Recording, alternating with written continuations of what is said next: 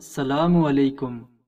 شیخ اعجاز احمد صاحب ایک ایسے ادارے میں کام کرتے ہیں جو کہ فی سبیل اللہ لاوارث لاشوں کے غسل اور کفن دفن کا انتظام کرتا ہے۔ وہ بتاتے ہیں کہ ہمارے پاس جو لاشیں آتی ہیں ان میں سے اکثر کے پیچھے کوئی نہ کوئی عبرتناک کہانی ضرور ہوتی ہے۔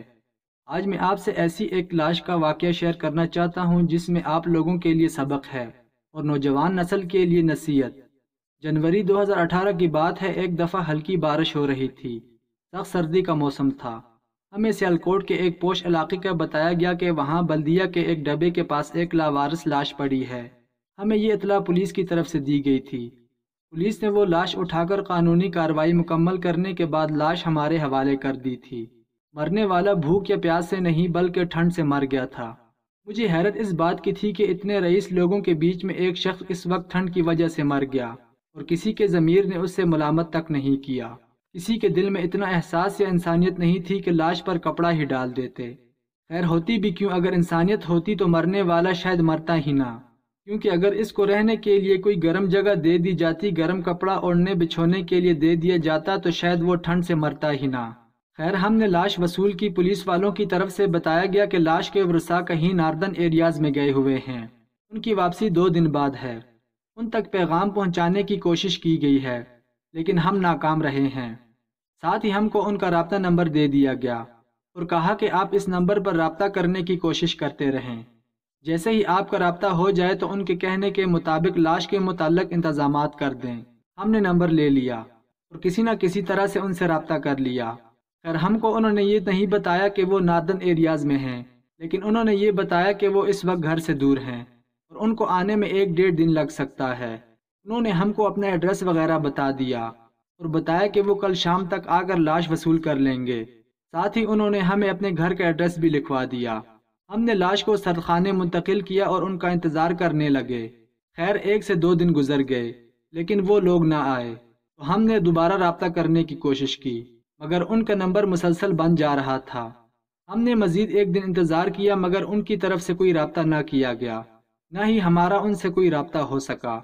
ہم لوگوں نے ان کو دیے گئے ایڈریس پر جا کر معلوم کیا تو پتہ چلا کہ وہ فیملی تو کل ہی کینیڈا منتقل ہو گئی ہے۔ ہماری حیرت کی کوئی انتہا نہ رہی کہ وہ لوگ کیسے بے حس لوگ ہیں، لیکن پھر میرے دل میں خیال آیا کہ کہیں ایسا نہ ہو کہ ہم لوگ غلط ایڈریس پر آ گئے ہیں۔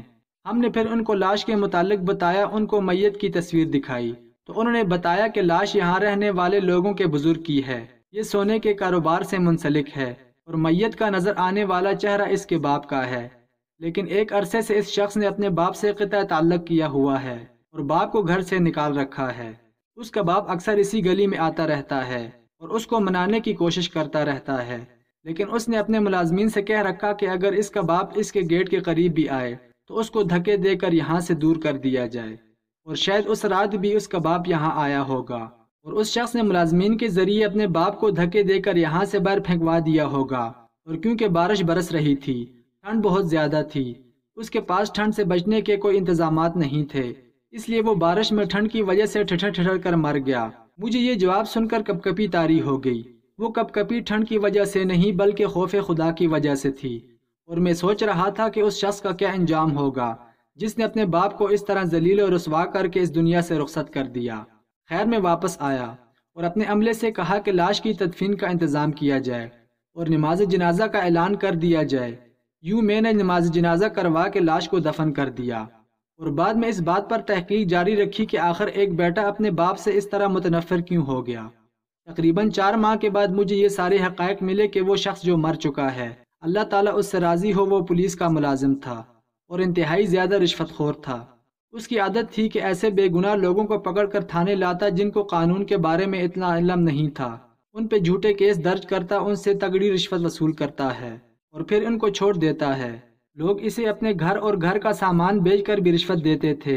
جو رشوت نہیں دے سکتے تھے وہ لوگ اسے اپنی عزتیں تک نیلام کرنے کی اجازت دے دیتے تھے، کیونکہ وہ لوگوں پر اتنا ظلم کرتا تھا۔ اس حرام میں سے وہ حصہ اور لوگوں کو بھی دیتا تھا، اور بہت کچھ اس نے اپنی اس اولاد کے لیے جوڑ رکھا تھا جو آج اسے لاوارث مرنے کے لیے چھوڑ گئی تھی۔ یہی اولاد جس کی خاطر اس نے اتنے گناہ کیے تھے، اسی اولاد نے اسے گھر سے دھکے دے کر نکال دیا تھا۔ وہ سڑک پر پڑا پڑا لاوارث ٹھٹر ٹھٹر کر مر گیا اور کسی شخص سے اس کی حالت پر رحم نہیں آیا، جس طرح اس کو خدا کی مخلوق پر رحم نہیں آتا تھا۔ اور وہ اولاد جس کے لیے اس نے حرام طریقے سے اتنی مال و دولت جمع کی تھی، آج وہی اولاد اسی کے جمع کیے ہوئے مال و دولت پر عیاشی کرنے کے لیے کینیڈا منتقل ہو گئی تھی، مگر افسوس کہ اس اولاد کے پاس اسے کفن دینے کے لیے بھی پیسے نہ تھے۔ اس واقعے کے ذریعے میں لوگوں کو یہ سبق دینا چاہتا ہوں کہ آپ جتنا حرام کماتے ہیں اس کی آپ کو ضرورت نہیں ہوتی، بلکہ آپ اپنی نسلوں کے لیے چھوڑ کر مر جاتے ہیں، اور وہی آپ کے آنے والی نسلیں وہ پیسہ حرام کاریوں میں لگا کر آپ کے لیے مزید گناہ کا سبب بن جاتے ہیں۔ اور یقین کریں ان لوگوں کے پاس آپ کو کفن تک دینے کے لیے پیسے نہیں ہوتے، یہ نہیں کہ وہ اتنے غریب ہو چکے ہوتے ہیں، بلکہ وجہ یہ ہے کہ ان کو یہ سب کچھ فضول لگتا ہے، کیونکہ آپ نے ان کی پرورش ہی ایسے کی ہوتی ہے کہ انہیں کسی چیز کی کوئی قدر نہیں ہوتی، چاہے وہ پیسہ ہو، رشتہ ہو یا پھر کچھ اور۔ ان کے لیے سب کچھ حرام طریقے سے کمائی گئے دولت پر عیاشی کرنا ہی ہوتا ہے، اور وہ وہی کرتے رہتے ہیں۔